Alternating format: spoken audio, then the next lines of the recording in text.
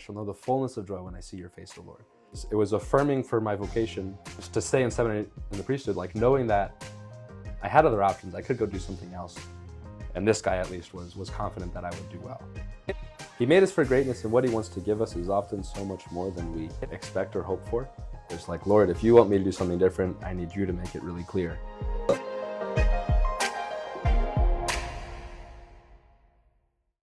Hey y'all, it's Sarah with another episode of How Great Thou Art podcast, where we talk about all things art, Catholicism, and Catholic art. Please subscribe to my channel and share this video with a friend or two, and I would greatly appreciate it.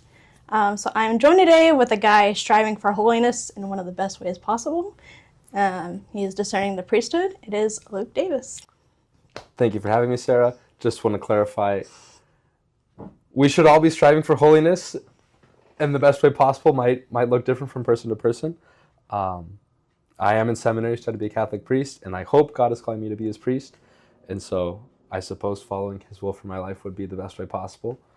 Not to say that anyone doing anything else isn't doing the best way possible for them, but be a saint, everyone. That's right. Okay, awesome. I'm also, I guess, still technically discerning until it actually happens. Marriage, because I get married in less than 3 months. So, because you can technically still drop out of seminary. I could, but there's certain points, like for some guys, the question, is this what I'm called to do? Should I leave? Should I stay? That question might come up every day. At some point, you kind of get tired of like waffling, at least in your mind. And so I think I've kind of hit that point like in the past couple of years. Like, Lord, if you want me to do something different, I need you to make it really clear. Otherwise, I'm in this. I'm going to keep going as if this is what I'm called to do with certainty. They use a phrase called moral certainty. I don't really know what that means, but I think that's what we're talking about. We're like, all things considered, you're sure, barring extreme circumstances or sudden new knowledge or revelation, this is the plan and you're pretty sure about it. So I'd say engaged 3 months away, you have some moral certainty that you are called to the vocation of holy matrimony with a certain man, leaving room for grace and the Holy Spirit and God to work outside of our normal expectations or outside of ordinary circumstances. But again, like leaving room for that, like 99% sure. You're morally certain that this is the path forward for you. I went to go get my hair cut today, and Lisa, my hairdresser, she was like, you can still not do it. I'm like, I'm full on expecting Father Stephen to look me in the eyes and be like, are you sure you want to do this? Like, gotcha. I mean, it's fair. It's his job to make sure I'm not coerced in any way. Yeah. So, I mean, on one level that, right, for the validity of the sacrament, don't be coerced. It's healthy. But I found you can also, you can choose it in a stronger way when you've like either been told or really like accepted, like, oh, I don't have to. A lot of guys in seminary hit that point. Like they realize, oh, I've been here because I felt like I had to, whether like I felt I had to do this to be a saint. Otherwise I'd be toast. Like when they realize they don't have to, sometimes that often leads to them leaving. For some guys, though, it leads to them like a firmer commitment to that vocation when they realize they don't have to. I redid my psych eval between the first part of seminary, college seminary, going into theology. They have me kind of reapply. In a sense, it's a different seminary school. They have their own application process. And the psychologist was like, yeah, I mean, you can kind of go do whatever. Like you could do this, you could do that, and I'm sure you'd be successful in this profession or that.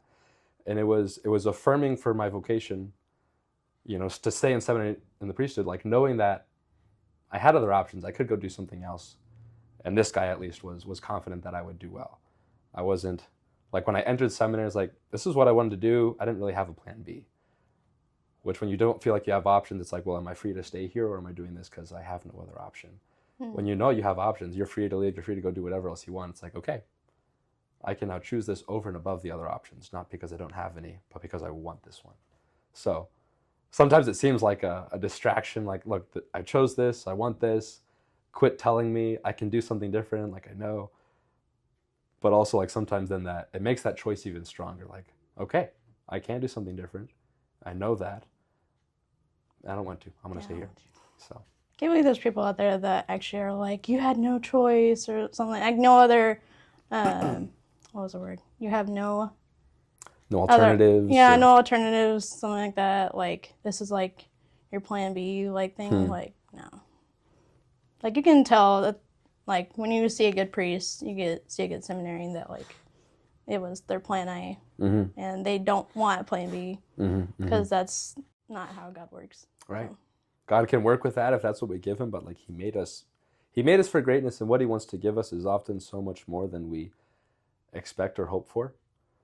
So like, again, like his plan is the best way for us, even if it doesn't seem like it at first. Are you much of like a water sports, like summer, like in the summer, do you like feel attracted to water? Okay. Like swimming or beach? So growing up between ages 5 and 17, all but maybe 2 of those summers, I was on the summer swim team, which is different. It's a different culture. I wrote a paper in college on this, like the subculture of swim team. Like you're there for a different reason than recreational pool goers, right? Not a terrible fan of the beach.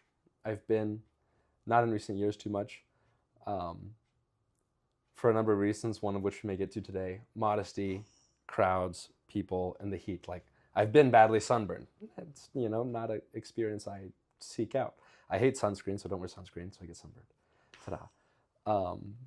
When I was little, I loved to dig a hole. I would try to dig the biggest hole that I could, kind of as a moat of protection for the sandcastle my sister was building behind me, and we'd see how long we could get this thing to last. Kind of like in the tide zone, like where the waves were going to hit it, could my hole protect the castle? I had fun doing that. I've never gotten really into surfing or a ton of water sports. I did do a jet ski once or twice. That was a lot of fun. Beach in winter is a different experience. I enjoyed that as well. There's hardly anyone there. You go fishing.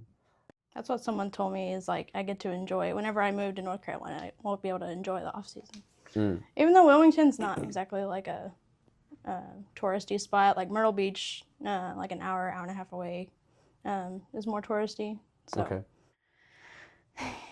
The issue I have as a woman is like feeling the need, especially as maturing and growing older and understanding what modesty is.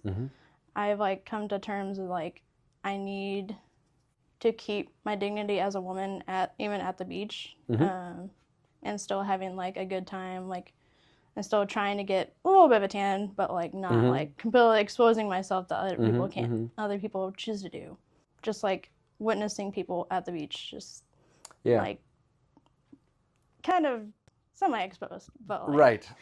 So part of me just wants to believe, for the sake of like not being judgmental, that a few bad people like tanked the fashion system. And this is substantiated, maybe a conversation for another time. Like, anyway, people intentionally kind of, have pushed certain types of fashion, which have gotten more and more revealing, if you will, more and more showy.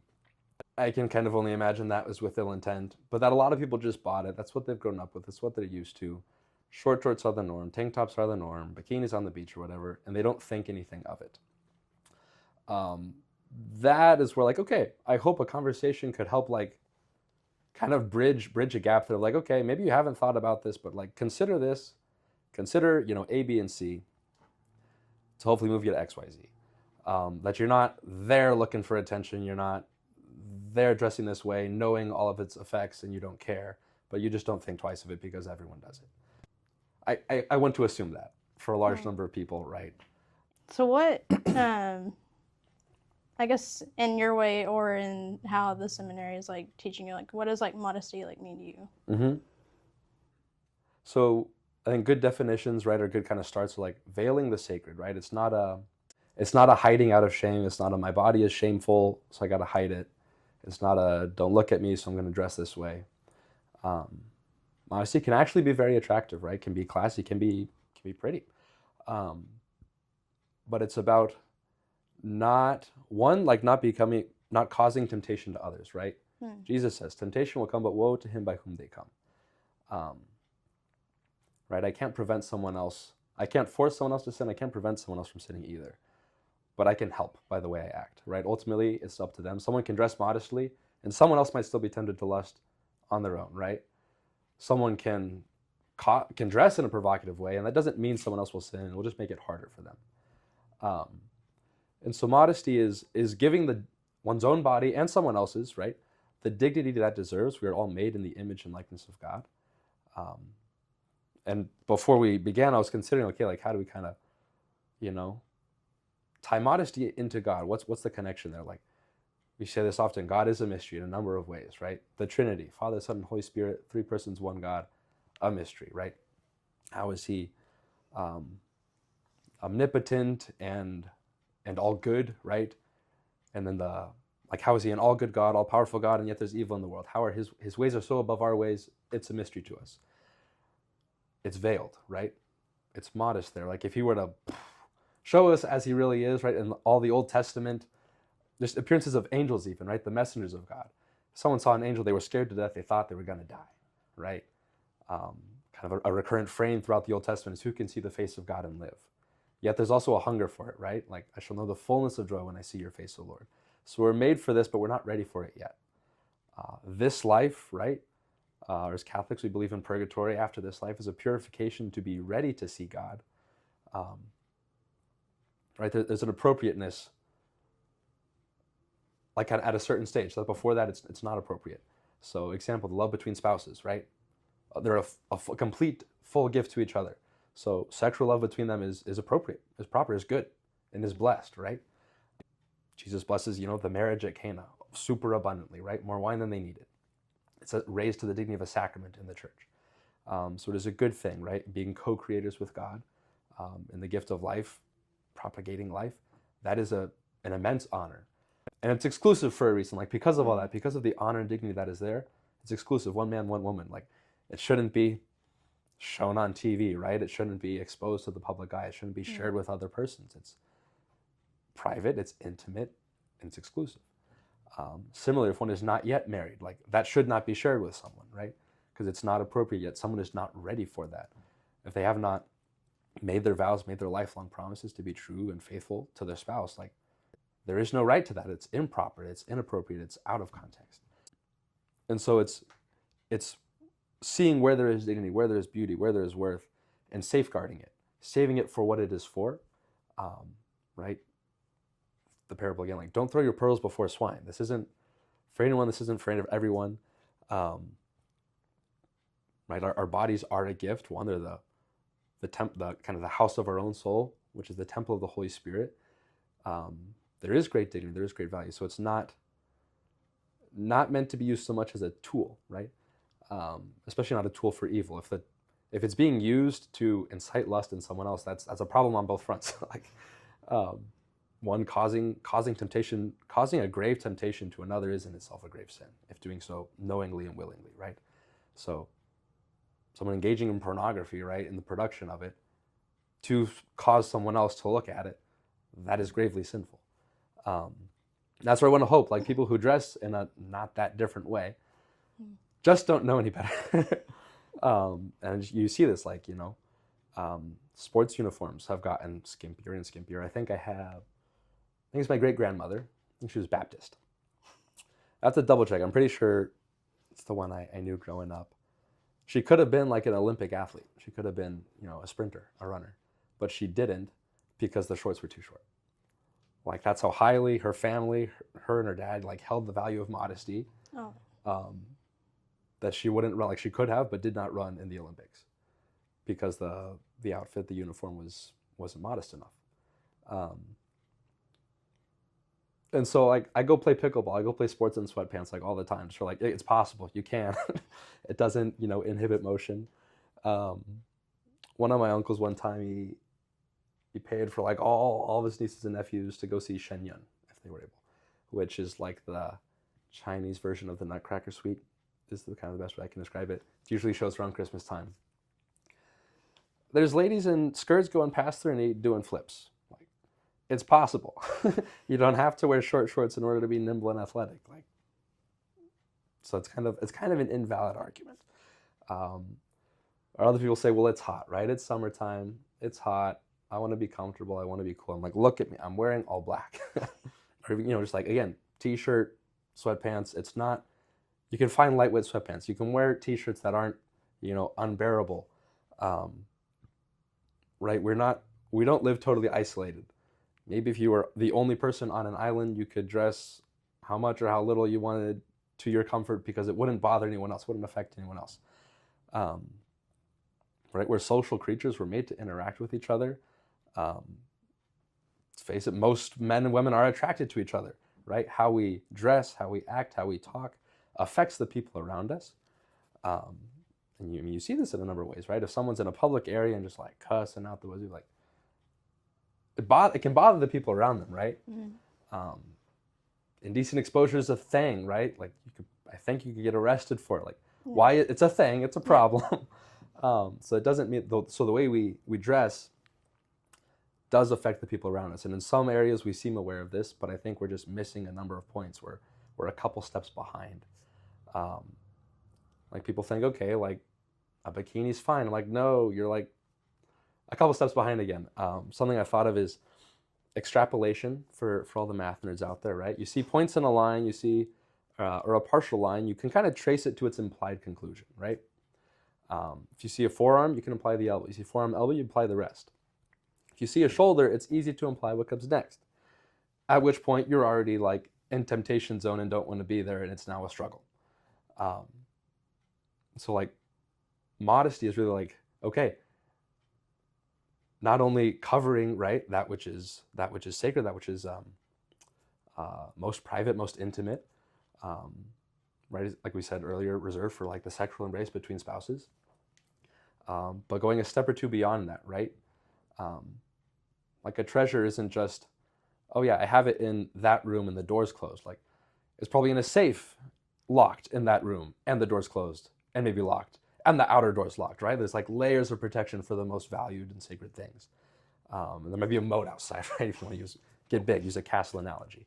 Like the princess, right? Where is she? Like she's got her own chamber, her own quarters in the broader context, in the castle. There's guards posted, there's a gate, there's a moat, and there's the whole 9 yards, right? Similar, right? Like short shorts, we're 1 or 2 steps behind, right? You see an ankle and a shin, you can imply the knee. Like it's easy to see it almost, right? If you see 6 dots on a line, you almost count the 7th without it being there. If you see a knee and a thigh, it's easy to imply what comes next. And so you've got to be a step ahead. It's like the best kind of like modesty guideline I've seen is like covered shoulders to covered knees, right? You're a step ahead of the game there. Covered shoulders, covered knees, not a low neckline, nothing too tight either. And again, going back to this isn't hiding out of shame, right? Gravity is a reality. You can't hide broad shoulders. You can't hide a big chest. There's a guy, he's now ordained, he was in seminary, just everyone like, it's a swole dude. He could wear a cassock, he could wear clerics, he could wear loose-fitting clothes, and it's like, all right, everyone knows you have broad shoulders and you work out. Great. So again, it's not hiding, right? The form, the figure that God gave us will be seen, will be known. Modesty doesn't mean wearing a cardboard box, but it means like veiling and protecting that which is sacred, not inviting an unwanted gaze towards it. Maybe make this a 2-part series or something, I don't know. Maybe got into this Sistine Chapel. Oh, forget this. I talked to Ruud about this. I don't know if I have that many hot takes about it. That'll be another conversation for another time. One other thing I do want to say, well, especially like just hot takes only on modesty. A deacon and I, we kind of worked on a reflection to give to a youth group kind of on that topic.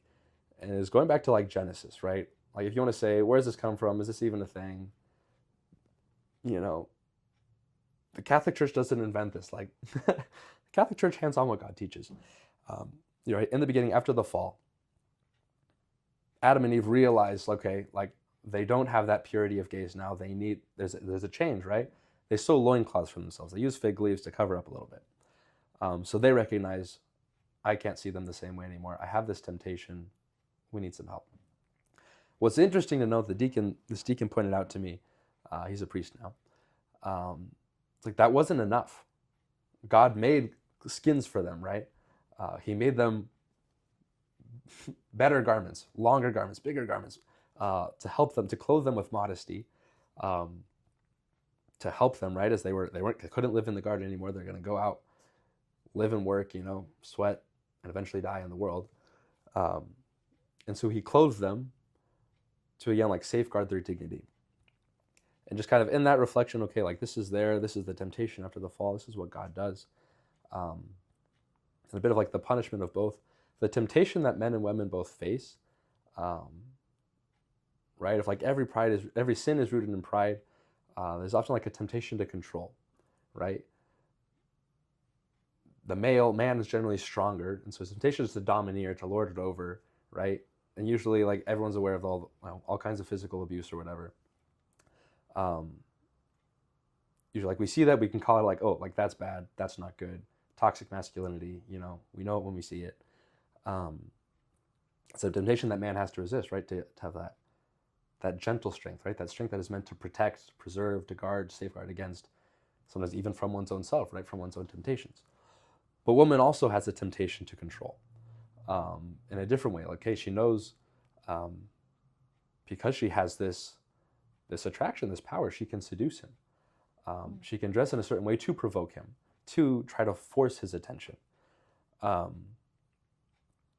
Like that is in itself a temptation, right?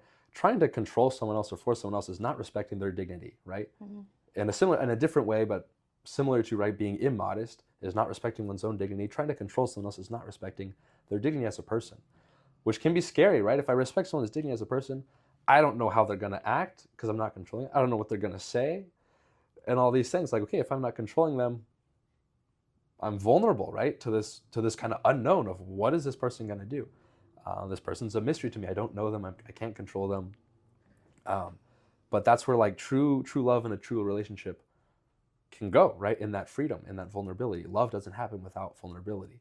To really love someone, we've got to open ourselves to be wounded. And respecting the other person is part of that. And so to not domineer the other person in either way, not trying to control them, whether it be physically, emotionally, right? Emotional manipulation, mental manipulation, and the way we speak and the way we dress. People have noted, like a lot of times men take their cues from women, right? The bar that the woman sets is what the man will rise. We're bad about this. We're lazy. You set the bar. We get over the bar, but like barely. Sometimes we'll like, men like to rise to the occasion, but if the occasion's not that high, we float along. Yeah. And so like, yes, it is on men to respect women. But in a way, it's also on women, one, to respect their brothers, to be mindful of them, the temptations that they face. And it's at least partly their responsibility, but also for their own good, right? If you set the bar high, if you demand a man's respect, that will help him. It will, like, one, demand it from him, but also help him to meet that and to give that respect. And so it's really like, it's in everyone's best interest, right? For everyone to dress and act modestly, not letting the guys off the hook. Back to just like, culture, social norms. I go play pickleball, guys will be shirtless. And I'm like, that's immodest, right? Maybe it's not the same. People say men may be more visually stimulated than women. Maybe that's true, but that doesn't mean you're off the hook. Mm-hmm. And so it's partly why I dress the way I do. And so it is on both, but it's also for the other's best interest. Again, like, what kind of attention do you want to attract, right? A woman may control a man by forcing his attention, by dressing a certain way, but she's getting attention she ultimately doesn't really want, right? Mm-hmm. That probably causes some feeling of shame in both of them, right? Going back to Adam and Eve in the garden, their initial response is shame. Like, it kind of creates like very much negative emotions on both parts. Like, there could be guilt, like, oh, I do know I didn't respect you because I tried to control you in this way. I feel shameful because I used you in this way, right? And it's neither side is respecting the dignity that's there. So back to seminary, like, we don't have a class on modesty. Maybe there's been a conference or two, a lecture or two. But a running joke is like, the girl who wears a chapel veil in the church is like instantly the most attractive girl in the church. It's like, modesty is attractive. Because again, like, what is veiled? That which is sacred, that which is treasured, that which is valuable. You don't see this in every church, but it's a helpful analogy. Like, some places, some priests, some churches, they'll veil the chalice, right? Before the proper time, right? Before it's used in Mass. When it's there on the Credence table, it's veiled. Some tabernacles will have a veil over it. It's like, that which is most treasured, that which is most sacred, that which our attention will be focused towards is veiled, is covered, is hidden. And so it's attractive, right? Like, And also not just because it's rare, right? If a girl's wearing an ankle-length skirt, it's like, ooh, that's new. You're different. And then on the other hand, too, it's like, okay, as a man striving for virtue, right? Trying to avoid every temptation to lust. If a woman is dressed modest, it's like, I can look you in the eye without a problem. I can have a conversation with you and like try to see the person that you are, right? And get to know you. I'm not distracted by your body. I'm not distracted by the way you dress, right? I avoid girls who dress modestly. It's like, if you're looking for attention, you won't get it from the virtuous man because he's probably trying to avoid you. So again, like, it's in both of their best interest to dress modestly. It's not a hiding out of shame. It's a reverencing what is sacred. I think I've definitely heard that, like, women need to be the woman that a virtuous man is seeking out. There's a better way of saying that, but right. Act like who you want to. Act like how you want to be treated, right? If you want to be treated as a virtuous woman, act as like a virtuous woman. If you want to attract a virtuous man, act like a virtuous woman as well. Right? If you want to attract a prayerful friend, a prayerful husband, act like a prayerful person. Notice who else is popping in the church in the middle of the afternoon. Like, oh. Anyway. All right. This has been Hot Takes Only. Yeah, for the sake of time, part 1 of 2 maybe. Yeah. It was fine. It's the very first episode of, like, me with another person, not just myself. So I can't control, like you just said, you can't control other people. I can't control you. There we go. All right. Well, thank you guys for joining us. Please hit subscribe, like, comment what you liked about this video. It's my first one, so give me some feedback. He might be giving me some feedback later. All right. Well, thank you guys, and God bless. Peace.